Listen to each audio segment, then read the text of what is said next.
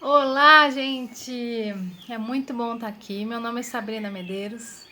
Eu vim a convite da Sueli. Em primeiro lugar, minha amiga Cacá, minha amigona, me deu a entrada para esse barco. Então, é um projeto muito bonito que a Sueli e outras pessoas estão fazendo, que se chama Quarentena Solidária. Então, eu espero poder contribuir com esse projeto que me tocou o coração. Eu tô aqui agora gravando o primeiro vídeo, então eu escolhi o tema relacionamentos, porque todos nós nos relacionamos, né? Então, para uns é mais fácil, para outros é mais difícil. Então, eu vou falar um pouco acerca desse tema e agradeço imensamente pelo convite e espero estar respondendo à altura do que esse grande projeto representa. Muito obrigada. Então, falando acerca do tema relacionamentos, né? Eu sou consteladora familiar, eu trabalho com psicologia dos sistemas, eu dou aula de meditação também. E nas descrições depois do vídeo você vai poder saber um pouco mais sobre o que eu faço. E estudando as constelações familiares, então, e a minha própria vida, né? Com os meus relacionamentos, eu me dei conta de vários aspectos do que eu estava repetindo, coisas que já aconteceram no meu sistema familiar, o que era meu de verdade. Então, nesses anos que eu venho estudando a constelação familiar, eu me deparei com vários aspectos e que eu vou trazer aqui para vocês. Então, primeiramente, como que começa a nossa vida, né? A nossa origem.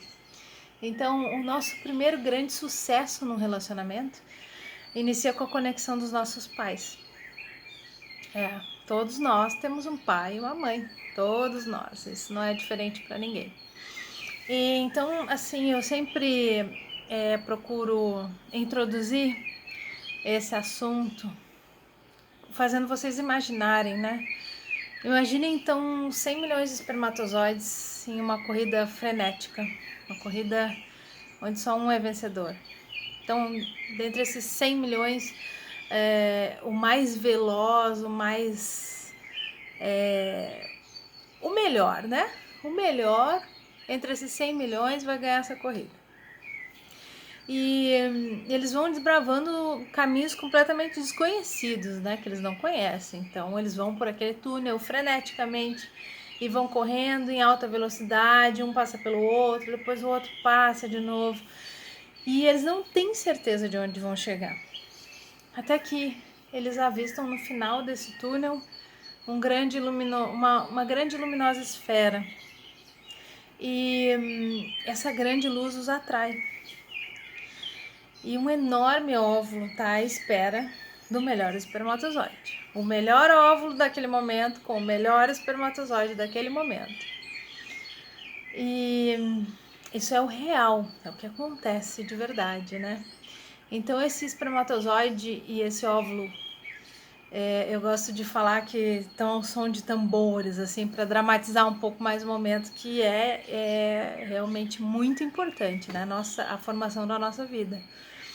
E até que um deles chama mais atenção desse grande óvulo. Então esse grande óvulo abre uma pequena fenda para que ele entre e logo se fecha.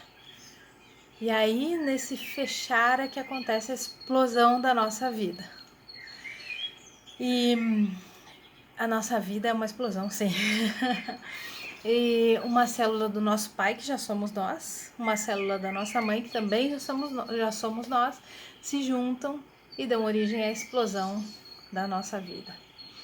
E eu vou ler um trechinho aqui do Bert, que ele fala num dos livros dele, que está em espanhol, que eu vou passar para vocês depois. Então ele fala assim: que força nos colocou em existência e há que nos mantém na existência? Aí ele responde: uma força infinita. Ela nos é presenteada nos chamando à existência. Ela nos presenteia em todo instante de maneira nova e completa. E como lhe respondemos? com entrega. Também ela é um presente quando a conseguimos, da forma que seja.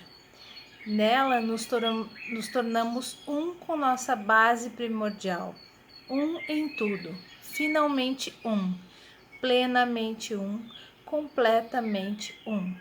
Assim, então, segue nos faltando algo? Aqui nos é presenteado tudo com um amor eterno. Esse texto está na página 66 do livro Plenitude, La Mirada del Nahual.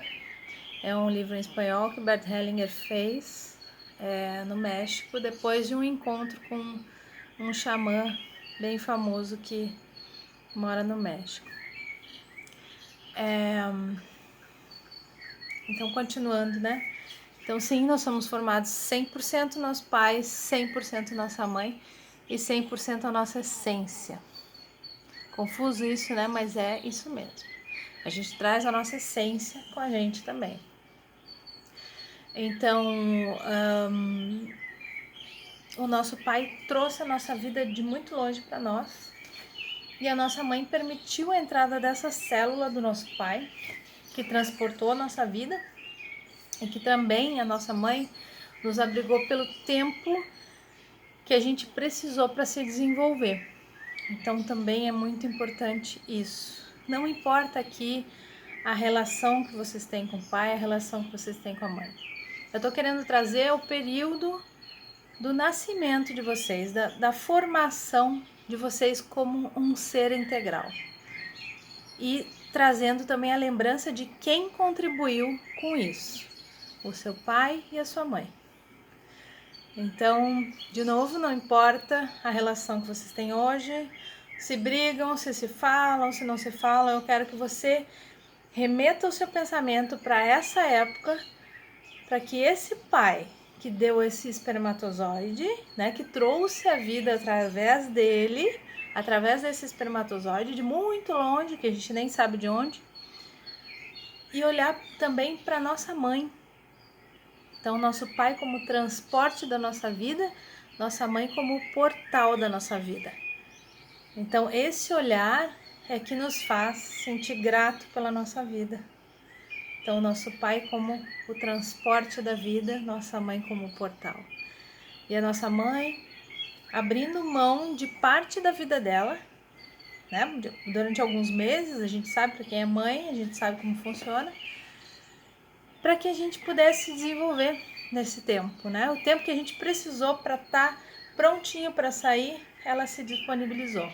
Não importa o que aconteceu durante a gravidez também, e não é da nossa conta. O que importa é que a gente está aqui hoje vivo. Isso é muito interessante. E também tem a questão da respiração, né? Que eu gosto de falar.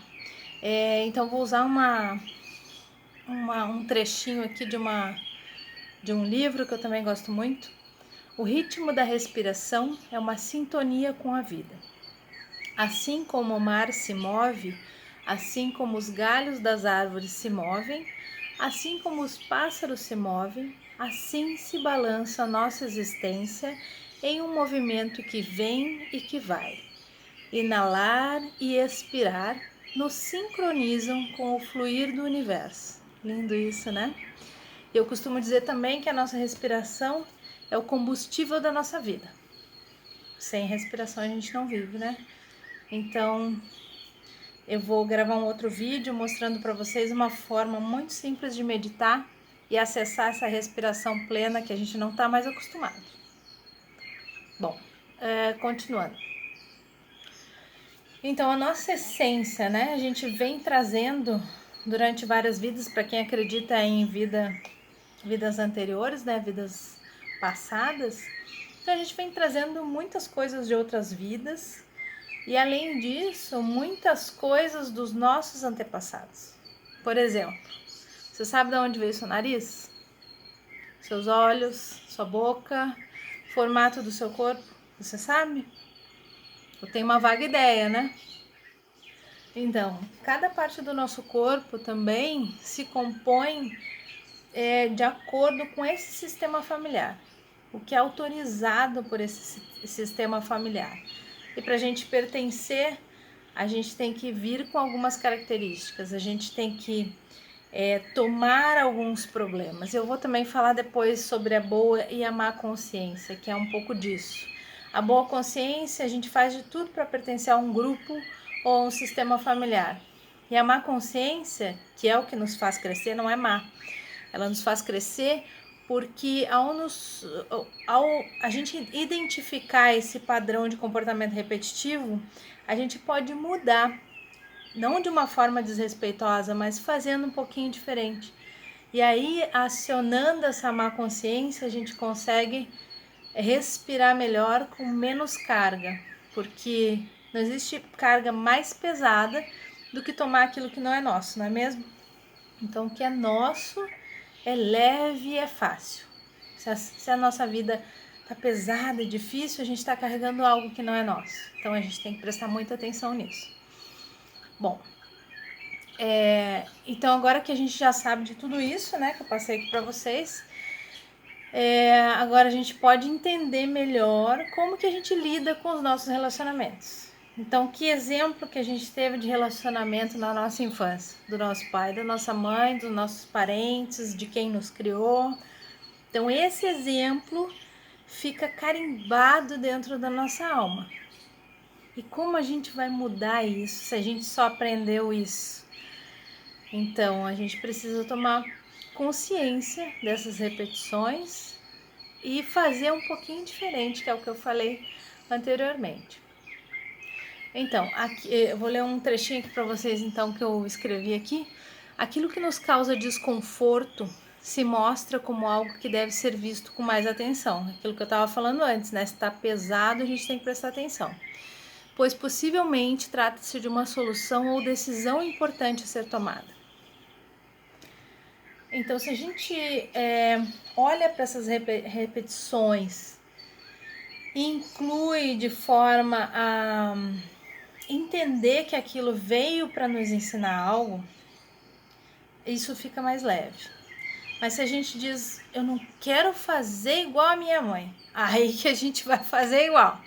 Eu não quero um marido igual ao meu pai. Toma. Não é assim? Então, o que nos causa alegria e felicidade nas relações está em concordância com esse sim, de aceitar. Sim, eu aceito meu pai exatamente como é. Aí pode ser que eu me libere de ter um marido como ele. Isso depende tudo de várias atitudes, né? Não só de aceitar o pai. E também os filhos, os nossos filhos, né? Eles mostram muita coisa dos nossos pais. Então a gente tem que estar atento a isso também. Também a gente tem... a gente idealiza relações, né? O meu companheiro tem que ser bonito, tem que ser alto, tem que ter olho azul, tem que ter... A gente idealiza, é o ideal, né? Só que o real é diferente do ideal. Então a gente tem que prestar muita atenção nisso também. O que a gente está querendo? A gente quer o ideal ou a gente quer o real? O que é mais fácil de acontecer? O realzão, né? Então, então, é o que eu estava falando agora.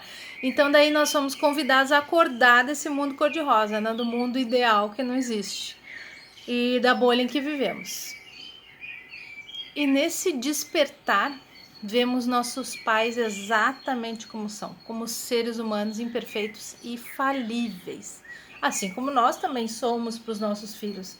Nós não somos super-heróis, nós somos a mãe real, o pai real, né? Nós somos pessoas reais, nós não somos super-heróis. Então é isso que a gente tem que passar para os nossos filhos também. Então, nesse sentido, os nossos pais foram perfeitos para nós e nós também somos perfeitos para os nossos filhos. Então, a gente quer sempre dar o melhor para os nossos filhos, a gente quer dar a melhor educação, as melhores roupas, a melhor casa, a melhor tudo. Só que nem sempre o melhor é aquilo que eles precisam. Então, quanta gente você já ouviu falar, né? Que eu vou dar para os meus filhos o que eu não tive. E realmente, os pais sempre procuram dar para os filhos aquilo que eles não tiveram. E aí você se pergunta, mas a minha mãe não me deu atenção quando eu era criança. Será que ela teve a atenção da mãe dela? Então sempre a gente tem que pensar, os nossos pais nos deram às vezes muito mais do que aquilo que eles tiveram. E é assim, quando eu sendo mãe, eu sei que eu procuro dar o melhor para os meus filhos. Mesmo aquilo que eu não tive, eu procuro dar para os meus filhos. Isso não é errado, né? É a forma que a gente tem de lidar, mas os filhos sempre acham que os pais não deram o suficiente. Então, com esse pensamento, a gente sai um pouco fora da gratidão. E não é isso que a gente quer aqui, né? A gente quer reconhecer tudo que eles nos deram, que eles nos trouxeram para essa vida, nos mantiveram pelo tempo necessário e agora é com a gente, né? Chega de reclamar de pai e de mãe. Vamos nos assumir como adultos e vamos seguir para frente. Então vamos ver se eu coloquei tudo aqui. E aí tem as perguntas, né? Por que eu atraio sempre as mesmas situações e relações para minha vida? Por que ignoro e me abstenho de olhar para essas situações? Porque tudo que eu quero não acontece. Por que as pessoas me tratam assim? Por que eu reajo dessa forma? Então são perguntas que a gente tem que começar a se fazer internamente para ver o que a gente está fazendo para que isso aconteça. Então a nossa ação, nosso pensamento tem que estar de acordo com o nosso sentimento e com a nossa ação, para que aí a gente possa se respeitar como pessoa. A partir do momento que eu me respeito como pessoa, as outras pessoas que vêm a mim vão ver como eu me respeito e vão me respeitar também.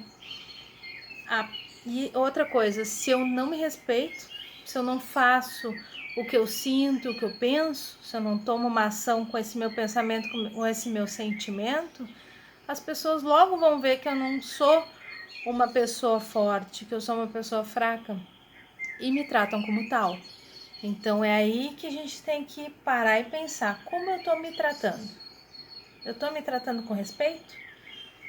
Vamos pensar nisso, né?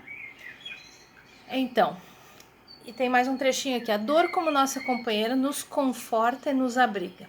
O olhar para as questões nos faz sair da zona de conforto e também dói. Só que de uma forma diferente. É uma dor ampla e com possibilidade de certa liberdade e também com alguma solidão. Essa frase que eu coloquei ali é assim, a pessoa, quando a gente tem uma amiga, um vizinho, uma vizinha, enfim, que a gente fica falando sobre problemas, né? Fica aquela energia pesada e aquilo a gente consegue angariar mais pessoas para ficar no nosso entorno para sentir aquela mesma dor que a gente está sentindo. Então, na dor, a gente encontra muitos companheiros. E aí experimenta falar para um amigo seu: nossa, eu tô tão feliz, aconteceu tanta coisa boa essa semana. E aí você vê a fisionomia da pessoa. Se ele fizer, mas isso acaba logo. Então você vê que ele não é seu amigo de verdade. Os amigos de verdade te acompanham na dor e na felicidade. Então por isso que muitas vezes a felicidade ela também remete um pouco à solidão. Porque com quem eu vou falar sobre a minha felicidade? Se eu falo com meu vizinho, ele fica invejoso. Se eu falo com a minha amiga, ela, mas isso já vai passar logo, porque... Então, sempre tem uma desculpa. Então, a felicidade nos convoca a uma interiorização, uma solidão, de certa forma, né? Então, é sobre isso que a gente tem que pensar. A gente quer exaltar a nossa felicidade mesmo conosco mesmos, ou a gente quer sempre ficar na dor, nas intrigas, nessa coisa pesada e ter companhia para isso, né? A gente tem que pensar nisso também. E eu coloquei aqui também uma coisa bem legal. Para ser feliz é preciso coragem para abrir mão do conforto de estar rodeado de pessoas que não estão em ressonância com essa nova felicidade de descobrir novos olhares, novos mundos. O novo dá medo. E é no caminho do medo que se descortina algo muito mais iluminado.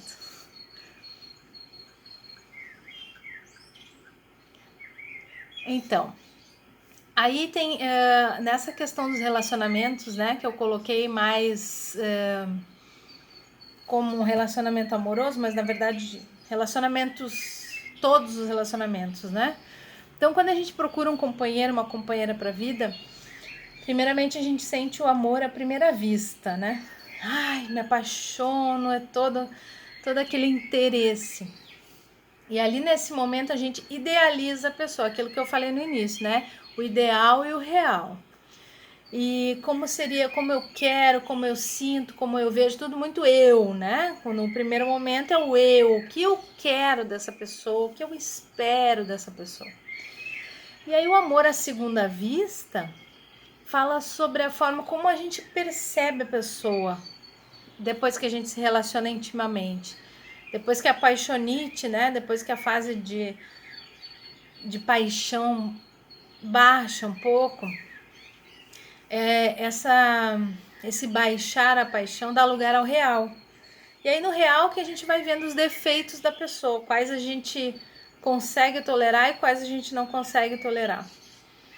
Então, da nossa postura depende todo o relacionamento futuramente. Então a gente pensa de que forma essa pessoa, de que forma nós podemos tolerar os defeitos, entre aspas, né, que todos nós temos dessa pessoa, e dependendo da nossa postura, o futuro do relacionamento pode ser positivo ou negativo, né?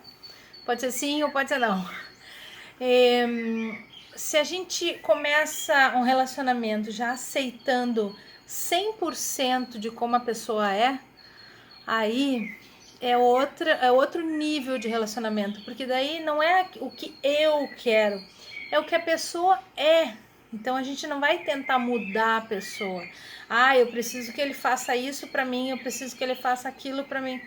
É aceitar a pessoa com o que ela vem, com toda a bagagem, com os filhos, relacionamentos anteriores, com o sistema familiar principal, né, do pai, da mãe. Então a gente tem que se trabalhar muito nesse quesito para poder aceitar a pessoa como ela é. A gente também gosta de ser aceito exatamente como é, não é verdade? Então a gente também tem que aceitar o companheiro ou a companheira exatamente como eles são. E também tem uma outra coisa sobre relacionamento de casal, né? Quando uma das partes recebe muito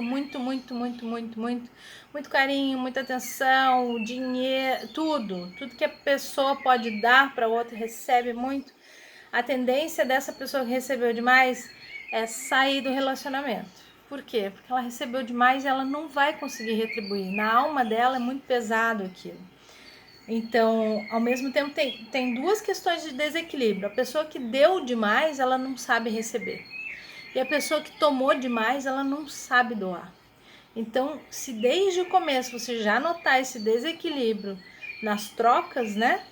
Então, você tem que pensar muito bem se realmente esse relacionamento vai adiante, se você quer mesmo investir nesse relacionamento. Então, eu vou finalizando por aqui. Deixa eu ver se tem mais alguma coisa importante que eu vou... Ah, tem mais alguma coisa importante aqui para falar para vocês. Então, o que esse relacionamento, né? O que a gente procura nos relacionamentos? As nossas crianças, quando a gente era criança, que a gente procura nos relacionamentos aquela felicidade que a gente tinha quando era criança. Seja do carinho do pai, do carinho da mãe, do carinho dos avós. A gente procura aquela felicidade, só que essa felicidade não existe mais. É isso que eu falo do ideal e do real. Felicidade não existe mais. Eu até escrevi uma coisa aqui. As pequenas crianças dentro de nós procuram por aquilo que as fizeram muito felizes na infância.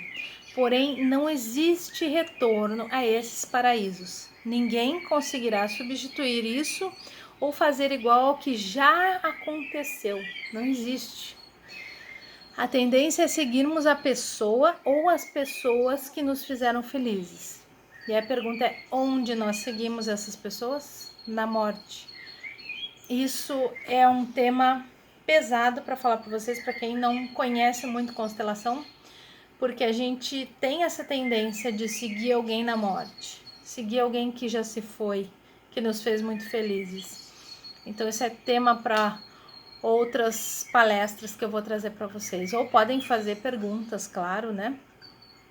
Então, voltando, né? Os nossos pais nos deram tudo que estava ao alcance deles para que a gente pudesse estar aqui hoje. E na nossa família nós aprendemos e treinamos de que forma nós podemos viver as nossas relações. O que é autorizado pelo nosso sistema familiar e o que não é autorizado. Aí cabe a nós decidirmos o que é melhor para nós. É um treino constante a convivência com os nossos pais, irmãos e parentes, sempre. Para que depois de adultos possamos discernir o que ainda faz sentido para nós e daquilo que aprendemos na família, né? Então a gente tem que pensar que